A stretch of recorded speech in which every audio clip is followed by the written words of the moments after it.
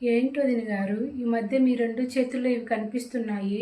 Tension, stress తగ్గడానికి ఈ రెండు ఉంచుకోండి అని ఎవరైనా చూస్ చేశారా ఏంటి మీకు? అదేం కాదు వదిన. అక్కడ ఇక్కడ వీటి కోసం ఏం వెతుకుతాంలే అని చేతిలోనే అలవాటు చేసుకున్నానా, అది కాస్త రోగంలా మారింది. ఎవరికైనా కాఫీ కప్పో కీ చైనో అలవాటు అవుతుంది. మీకేంటి వదిన గారు ఇవి అలవాటయ్యాయి? అయినా 24 గంటలు వీటినే పట్టుకొని ఉండాలంటే కొంచెం కష్టమే కదూ? చాలా కష్టంగా ఉంది వదిన. ఈ రెండిట్లో ఒక్కటి వదిలేసినా కానీ చెయ్యి షేక్ అయిపోతుంది. మళ్ళీ దాన్ని పట్టుకుంటే కానీ మామూలు అవ్వట్లేదు. 24 గంటలు ఆ టీవీ ఫోన్ చూడొద్దంటే విన్నావా నా మాట వదిన? టైం పాస్ కని మార్చి మార్చి చూసావు.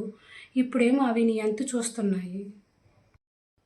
ఇలా అవుతుందని నేను మాత్రం కలగన్నానా?